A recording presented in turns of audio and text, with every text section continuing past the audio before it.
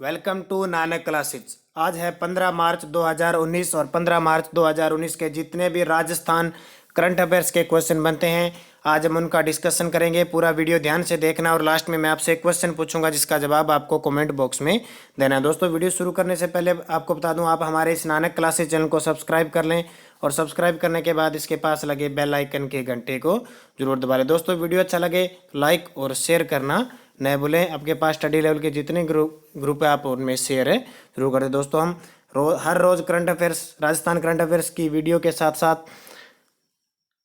RPSC first grade के लिए current affairs के वीडियो भी अपलोड करते हैं, तो आप इस चैनल को सब्सक्राइब कर ले। तो शुरू करते हैं आज के मोस्ट राजस्थान करंट अफेयर्स के क्वेश्चन।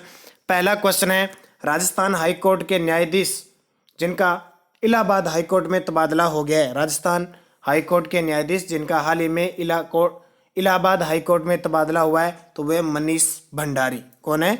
मनीष भंडारी का इलाहाबाद हाईकोर्ट में तबादला हो गया है, तो वो कौन है? मनीष भंडारी।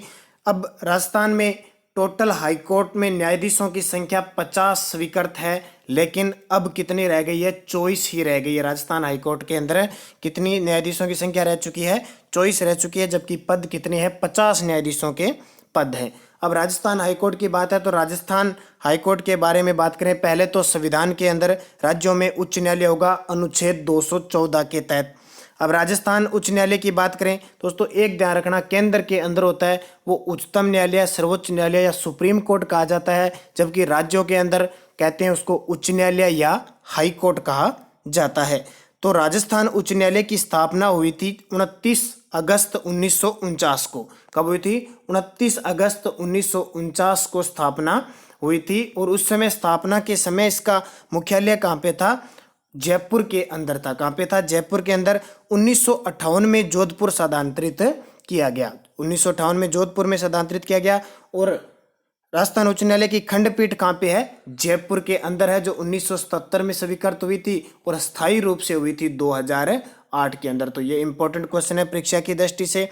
अब राजस्थान के प्रथम मुख्य न्यायाधीश कौन थे? तो राजस्थान के प्रथम मुख्य न्यायाधीश थे कमलकांत वर्मा, और वर्तमान में है एस नंद्रा जोग, राजस्थान उच्च न्यायालय के मुख्य न्यायाधीश है। तो ये इंपॉर्टेंट चीजें परीक्षा की दृष्टि से। तो मनीष भंडारी जो राजस्थान हाईकोर्ट के न्यायाधीश थे, अब इन्हें इलाहाबाद हाईकोर्ट में तबादला हो चुका है। चलते हैं नेक्स्ट क्वेश्चन की तरफ। प्रदेश में राज्यसभा सांसद जिन्हें 6 माह के कारावास की सजा सुनाई है, तो प्रदेश से राज्यसभा सांसद है करोड़ीलाल मीणा, जिन्हें 6 माह की सजा सुनाई है, और इनका संबंध किस पार्टी से है? तो भाजपा पार्टी से इनका संबंध है। अब इन्हें 6 माह की सजा क्यों सुनाई है?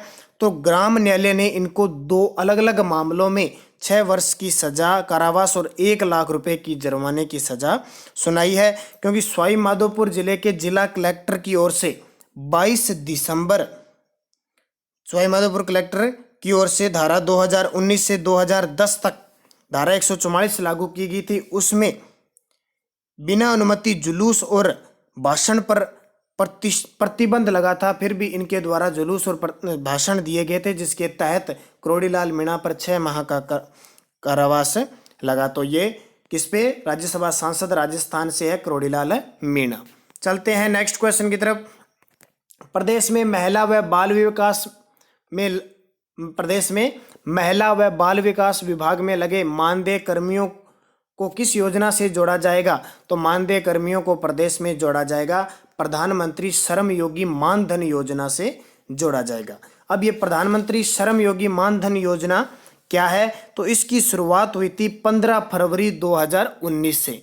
कब हुई इसकी शुरुआत? 15 फरवरी 2019 से इसकी शुरुआत हुई। इसमें 15,000 से कम आयु वाले श्रमिक योजना में इसके पात्र होते हैं, यानी और आयु है इसकी 18 से 40 वर्ष। तो हाल ही में लॉन्च की गई है। तो इम्पोर्टेंट क्वेश्चन है, इसके अंदर जो माल भाड़ा वाले हैं या छोटे जितने भी कर्म श्रमिक वर्ग हैं उनको शामिल किया गया। छोटे वर्ग के जितने भी है असंगठित वर्ग उनको शामिल किया गया है, यानी 15,000 से कम आय जिसकी है उनको शामिल किया गया है। अब अंशदान राशि, जिसकी उम्र 18 वर्ष की है वो 55 रुपये प्रतिमाह निवेश करेगा, और जिसकी उम्र 29 वर्ष के लगभग है वो 100 रुपये, और 40 वर्ष के लगभग है वो 200 रुपये अंशदान देना होगा। अब इसमें क्या होगा, जब उसकी उम्र 60 वर्ष हो जाएगी, उसकी उम्र 60 वर्ष हो जाएगी तो उसको प्रति माह 3,000 रुपये मिलने लग जाएंगे। यह योजना भारतीय जीवन बीमा निगम द्वारा संचालित की जाएगी। तो इसके अंदर राजस्थान के महिला और बाल विकास विभाग में मानदेय कर्मियों को भी जोड़ा जाएगा, यानी वो भी इसमें भाग इस योजना का लाभ उठा सकते हैं। तो ये इंपॉर्टेंट क्वेश्चन है। तो प्रधानमंत्री श्रम योगी मानधन योजना की शुरुआत 15 फरवरी 2019 से प्रधानमंत्री के द्वारा की गई थी। तो ये अब राजस्थान में महिला व बाल विकास मंत्री कौन है, ममता भूपेश। कौन है, ममता भूपेश। तो ये भी इंपॉर्टेंट क्वेश्चन है परीक्षा की दृष्टि से। चलते हैं नेक्स्ट क्वेश्चन की तरफ। डोर टू आईआईटी पुस्तक का लोकार्पण किसके द्वारा किया गया? तो डोर टू आईआईटी पुस्तक का लोकार्पण किया गया राजस्थान के राज्यपाल कल्याण सिंह जी के द्वारा इसका लोकार्पण किया गया। अब ये पुस्तक है किसकी? तो ये है अजय सिंह जादौन की पुस्तक है, जिन्होंने आईआईटी जेईई की तैयारी करने वाले विद्यार्थियों के लिए लिखी है। किसकी है ये? अजय सिंह जादौन की पुस्तक है और इसका लोकार्पण राजस्थान के राज्यपाल कल्याण सिंह के द्वारा किया गया। तो ये इंपॉर्टेंट क्वेश्चन है। नेक्स्ट है, प्रदेश में मतदाताओं की संख्या बढ़कर कितनी हो चुकी है? तो प्रदेश में मतदाताओं की संख्या बढ़कर 4.84 करोड़ हो चुकी है। यानी 1 जनवरी 2019 तक 18 वर्ष की आयु में जितने भी मतदाता जुड़े हुए 18 वर्ष की आयु पूर्ण कर चुके हैं, तो टोटल हो गए हैं यानी 4,84,72,229 मतदाता प्रदेश के अंदर हो चुके हैं, जिनमें से 2,52,64,998 तो पुरुष हैं और 2,32,14,231 महिलाएं हैं। तो ये आंकड़ा 1 जनवरी 2019 में 18 वर्ष की आयु पूर्ण कर चुके को जोड़कर की गई है। टोटल 4.84 करोड़ मतदाता राजस्थान के अंदर हो चुके हैं। चलते हैं नेक्स्ट क्वेश्चन की तरफ। राज्य के पूर्व मुख्य सचिव जिनका हाल ही में निधन हो गया, तो राज्य के पूर्व मुख्य सचिव रहे थे आर.के. नारायण। आर.के. नारायण कब तक रहे थे? तो 2002 से 2005 तक राजस्थान के मुख्य सचिव रहे थे आर.के. नायर, जिनका हाल ही में बेंगलोर में निधन हो गया। तो ये इंपॉर्टेंट क्वेश्चन है। अब मुख्य सचिव है तो मुख्य सचिव के बारे में बात कर लेते हैं। राज्य में ये मुख्य सचिव पद है वो देश के अंदर 1799 ईस्वी के अंदर सर्जित हुआ था। कब? 1799 में। उसमें लॉर्ड वेलेस्ली थे। देश में 1799 में, लेकिन राज्यों में लागू हो गया 1861 में। देश में मुख्य सचिव पद हटकर राज्य में कब लागू हुआ?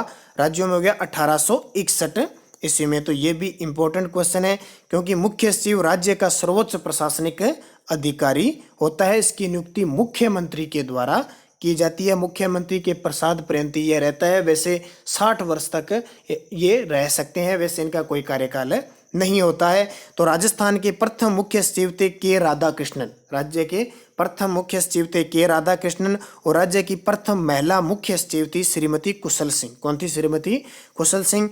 अब वर्तमान में बात करें तो वर्तमान में राजस्थान के मुख्य सचिव है डी.बी. गुप्ता। कौन है? डी.बी. गुप्ता वर्तमान में राजस्थान के मुख्य सचिव है। और भारत के प्रथम मुख्य सचिव थे, यानी देश के 1799 में मुख्य सचिव कौन थे? जी.एस. बार्लो। कौन थे? जी.एस. बार्लो थे। ये इंपॉर्टेंट क्वेश्चन है। तो आर.के. नारायण का हाल ही में निधन हो गया।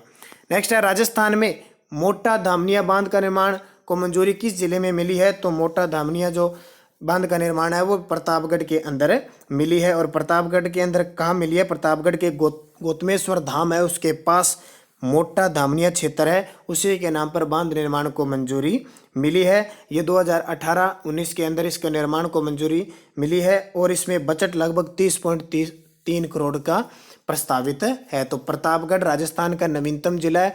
ये 26 जनवरी 2008 को स्वीकृत हुआ था। 1 अप्रैल 2008 से काम इसमें शुरू हो गया था। प्रतापगढ़ की खास बात, इसमें एक सीता माता अभ्यारण्य है जो वुडन गैलरी के लिए प्रसिद्ध है। उसमें एक प्रसिद्ध बांध है जाखम, जो जाखम नदी पे बंधा हुआ है, राजस्थान का सबसे ऊंचा बांध है। तो ये भी इंपॉर्टेंट है प्रतापगढ़ के लिए। चलते हैं नेक्स्ट क्वेश्चन की तरफ। राज्य में नव आरक्षी व विभिन्न विभागों के अधिकारियों के लिए पहली इंडोर फायरिंग रेंज कहाँ बनाई गई? तो कहाँ बनाई जाएगी? किशनगढ़ के अंदर प्रशिक्षण इन्हें दिया जाएगा। और किशनगढ़ के अंदर कहाँ? किशनगढ़ के अंदर पुलिस ट्रेनिंग सेंटर है, वहाँ दिया जाएगा। तो ये भी इंपॉर्टेंट। किशनगढ़ है कहाँ पे? किशनगढ़ अजमेर के अंदर है। और किशनगढ़ चित्रशैली अपने आप में प्रसिद्ध है। यहाँ का चित्र है बनी ठनी मोर ध्वज निहाल चंद के द्वारा बनाया गया चित्र है, जो चित्रकला की दृष्टि से इम्पोर्टेंट बसता है। और हाल ही में पिछले ही वर्ष किशनगढ़ के अंदर राजस्थान में 8वां हवाई सेवा यानी हवाई अड्डा बन गया, 8वां हवाई अड्डा बन चुका है किशनगढ़ के अंदर, यहाँ से सेवाएं शुरू हो चुकी है। तो ये भी इम्पोर्टेंट क्वेश्चन है परीक्षा की दृष्टि से। चलते हैं नेक्स्ट क्वेश्चन की तरफ। संविधान के अनुच्छेदों की बात करें, पार्ट आता है तीसरा, भाग तीसरा, और भाग तीसरा सबसे इंपॉर्टेंट है। इसके अंदर क्या आता है? मूल अधिकार। मूल अधिकार में पहला है समानता का अधिकार, जो अनुच्छेद 14 से 18 तक बात की गई है समानता के अधिकार की। समानता के अधिकार में अनुच्छेद 14 विधि के समक्ष समानता, ये बात कहेगी अनुच्छेद 14 में। अनुच्छेद 15 की बात करें तो धर्म, मूल वंश, जाति, लिंग या जन्म स्थान के आधार पर विभेद का प्रतिषेध, यानी किसी भी मामले में धर्म, मूल, जाति, लिंग, जन्म स्थान के आधार पर भेद भाव नहीं कर सकते। अनुच्छेद 16 क्या कहता है? लोक नियोजन के विषय में अवसर की समानता, लोक नियोजन की में सबको अवसर की समानता दी जाएगी। और अनुच्छेद 17 जो बहुत ही इंपॉर्टेंट है, स्पृश्यता का अंत, स्पृश्यता का अंत। हाल ही में जो 10% आर्थिक सामान्य वर्ग के आर्थिक पिछड़े वर्गों को आरक्षण दिया गया था 10%, ये अनुच्छेद 16 का मामला था। अनुच्छेद 16 के अंदर जोड़कर ही अवसर प्रदान किया गया था, लोक नियोजन। और अनुच्छेद 17 अस्पृश्यता का अंत, अनुच्छेद 18 है उपाधियों का अंत, उपाधियों का अंत अनुच्छेद 18 के अंदर है। तो ये अनुच्छेद समानता के अधिकार 14 से 18 के बारे में वर्णित किया गया है। अब दोस्तों पिछले वीडियो में मैंने आपसे एक क्वेश्चन पूछा था, जिसका जवाब आपको कमेंट बॉक्स में देना था। तो क्वेश्चन था, जगदीश पारिक को राष्ट्रपति रामनाथ कोविंद द्वारा कौन सा पुरस्कार प्राप्त हुआ है? तो उन्हें पद्मश्री प्राप्त हुआ है। जगदीश पारिक जैविक खेती में प्रोत्साहन के लिए इन्हें दिया गया, और इनके साथ हुक्मचंद को भी पुरस्कार दिया गया। तो 2 राजस्थान से पद्मश्री अवार्ड राष्ट्रपति द्वारा दिए गए। सबसे बड़ा सम्मान होता है भारत का सर्वोच्च सम्मान होता है भारत रत्न, उसके बाद में पद्म विभूषण, पद्म भूषण और पद्म श्री दिया जाता है। अब दोस्तों वीडियो के लास्ट में मैं आपसे एक क्वेश्चन पूछता हूं, जिसका जवाब आपको कमेंट बॉक्स में देना है। तो क्वेश्चन है, जयपुर में पानी बचाओ थीम पर किसे सम्मानित किया गया? जयपुर में पानी बचाओ थीम पर किसे सम्मानित किया गया? ममता पारिक, उर्मिला जोशी, सुरभि जैन, सुमन लता। तो सही जवाब आपको कमेंट बॉक्स में देना है। दोस्तों ये इंपॉर्टेंट क्वेश्चन है परीक्षा की दृष्टि से। वीडियो अच्छा लगे तो लाइक और शेयर करना न भूलें। अगर आप चैनल पे नए हैं तो इसको सब्सक्राइब कर लें, और सब्सक्राइब करने के बाद इसके पास लगे बेल आइकन के घंटे को जरूर दबा लें। तो धन्यवाद दोस्तों। जय हिंद, जय भारत, जय राजस्थान।